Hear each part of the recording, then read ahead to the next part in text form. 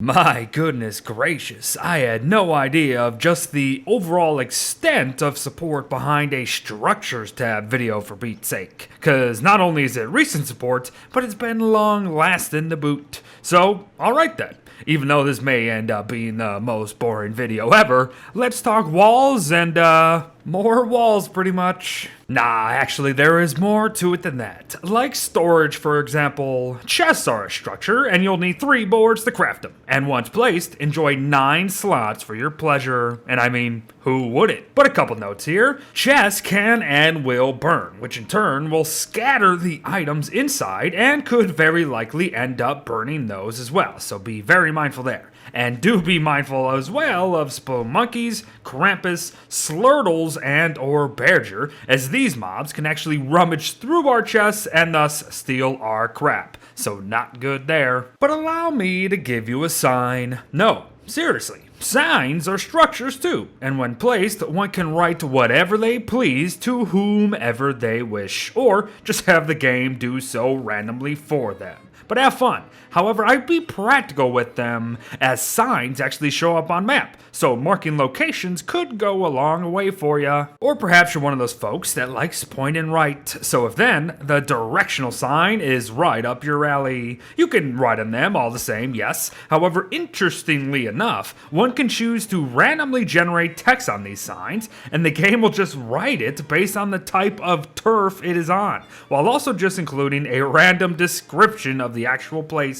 So I bet you didn't know that one. Go see what random words are gonna generate for you. But a craft I do hope you know about is mini signs, as these puppies are godsends. Using feather pencils from the Tools tab, one can draw a nearby item on the signs to help label chests, or just for whatever other purpose really. You get 4 mini signs per craft too, which is awesome. But do be careful. Once you use them once, you can't really use them again. Also, when it comes to moving them, you're gonna need a shovel to remove them, not hammers. Got wood? Then why not build a fence or 2? A single wood fence crafts 6 fences total. And well, they're fences. So use them to block in mobs that can't fly, create gobbler farms perhaps, or just make a dang petting zoo for Pete's sake. Wherever the case, they're fences, so no surprises here. Oh, and if you don't want to keep hammering your way into your own farms, zoos, and whatever, you should probably make a gate. That, or make 2, as when put together, wood gates make double gates. Marvelous. Oh, and all this crap is very flammable and susceptible to smoldering, so watch yourself. I can tell you're bored already, so let's spice things up.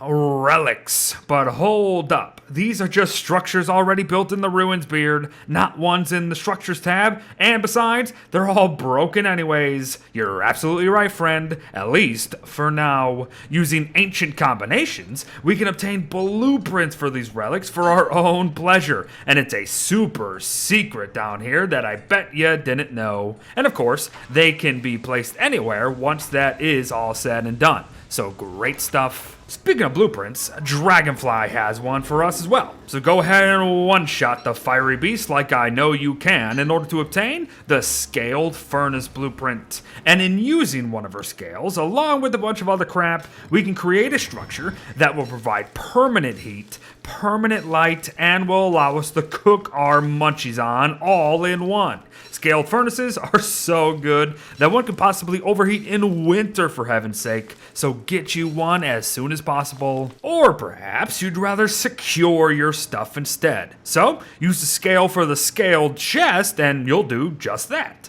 The scaled chest has 12 slots over the chest's 9, so it's obviously better in every way, especially considering that scaled chests are immune to fire, so your stuff is very safe. Well, from the fire, that is. Another blueprint hidden away is the end table blueprint. Grab a hammer or 2 and smash away on the stagehand in order to get it for yourself. End tables are meant to be decorations, as we can place them where we wish and even put flowers within them to make things pretty, or even provide temporary light, as light bulbs can be put within them too. However, they serve a far greater purpose, blocking mobs and other baddies. They are phenomenal in this regard. so learn how to use them to your advantage. Know what else one needs to use to their advantage? Bird cages. So craft one, catch some birdies, enslave it, and then enjoy getting eggs from feeding them meats, even monster meats. Or one could amass guano from feeding them leftover or just unused seeds to help with either fertilization or whatever the heck else you need guano for. But better yet, you can feed these enslaved rats with wings specific crops in order to receive specific crop seeds, which in turn will lead to them farm plots being of that crop alone. So, bird cages for the win. But silly me forgot yet another hidden recipe. The potted succulent. Though one will have to brave the sandstorm of the Oasis Desert in order to then attempt to fish the blueprint out of the Oasis Lake itself. It will be in these crumbled packages. But do so being sure to have grabbed some succulents from around the lake first, and then you'll have access to yet another decorative item that serves no other purpose actually. So, lovely. Enjoy the different variants, I guess, though. In a very similar vein, one could create potted ferns from the ferns picked from the ruins or those gotten from tumbleweeds, as well as from the broken shells of slurtles or snurtles. They are decorative potted ferns with several different variants. So what more do you want? Just think potted succulents, but purple and way harder to make. But perhaps it's a friend you want. Friendly scarecrows here offer more help than you may give them credit for, so hear me out. Scarecrows scare crows.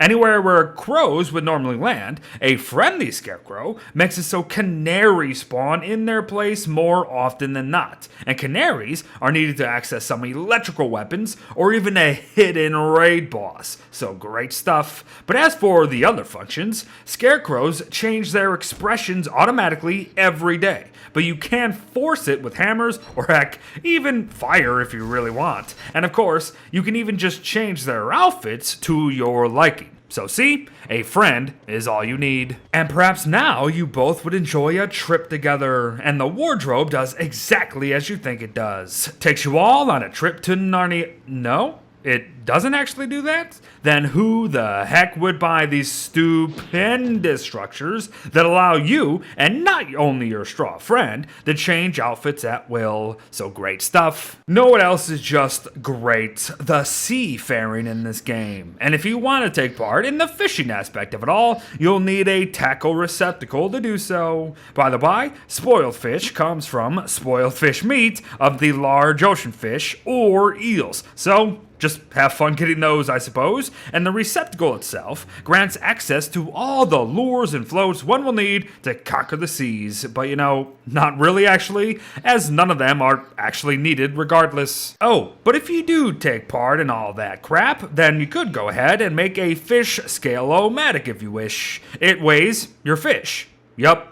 That's about it. Speaking of somewhat newer structures, Wendy players can now benefit tremendously from the Cistern. It not only has a plus 25 sanity per minute aura available to all players, it allows Abigail to level in spirit 4 times faster than she would otherwise, and it only takes 4 petals to do so. Spectacular new structure this is. In keeping with character-specific crafts here, word players can make craftsmerm houses that can only be placed on marsh turf and house a single merm who will respawn after 2 days of being dead zone. So, simple enough. The do-it-yourself royalty kit and royal tapestry that follows allows word players to ascend a merm to the title of king, which ups the stats of all merms, including word herself, as well as allowing said king to be traded with. And heads up, no longer are fish needed to complete these crafts, which is nice. Merm fortifications are home to loyal merm guards, but they will only spawn if a king of the merms is around. Loyal merm guards are tougher and stronger than normal merms, and respawn in but 4 minutes unless of course it is winter. So beautiful. And finally, marsh turf, which can be found plenty elsewhere. However, Wirt can craft some herself. My only note is that she runs faster on marsh turf overall. But if we are talking turf, it is time to bring in the big guns. So welcome to Beard's Turf Emporium. So may I interest you in some carpeted flooring today? Sure, one could actually find this stuff out in the wild for free, but why let a businessman die? Carpeted flooring will prevent eye plant spawns and looks pretty damn good. Get you some for that purpose or to help you craft end tables. Wood flooring? Who the heck buys this shit? I mean high quality laminate flooring. Prevent eye plant spawns and modernize your floors. So buy one, get one, not free. Looking to remodel your kitchen perhaps? Checkerboard flooring will do it up quite nice while protecting against them nasty eye plants. So, what more do you want? But my last item of the day, cobblestones. Expect the same as the rest, only my product here gets you moving quick, 30% quicker mind you. So start building your own roads to nowhere at Beard's Turf Emporium today. Oh crap, I'm bad at my job because I forgot scale flooring. Silly me, I hope I don't get fired again. But enjoy slowing down or just straight up stopping the spread of fired objects atop such turf. Or of course, cheating the system through some ancient crafting means. Dragonfly scale farming? Here we come. Must have blacked out for a second there. Anyways, let's talk more homes and mobs, shall we? Pig houses house a single pig that will respawn after 4 days of being dead. So I mean, do I really need to explain a house for a pig? And the same goes for rabbit hutches too. Really, the only major note would be that rabbit hutches make it so bunnymen can roam on the surface. So great stuff if you know how to use them. But one last character-specific craft, Weber's spider eggs. Quite the expensive little buggers, but being able to craft additional spider dens wherever you wish is incredibly advantageous. So get it done. And finally, walls. Now, I have promised a specific wall guide to a couple of viewers, so today we'll only cover the bare bones. There are 5 types of walls, all with varying levels of health and size, and must be upgraded using specific resources for each. Walls are walls, so there really ain't too much to it. But moonrock walls are quite unique, in that it takes more hammer swings to lower a tier of the wall. But more on that at another day. So, there you go, people. A structures tab guide. I hope I made it even halfway interesting, and perhaps even taught you something along the way. So thanks for watching, folks. Well wishes to all. Get to building, and I'll see you in the next one. Bye-bye.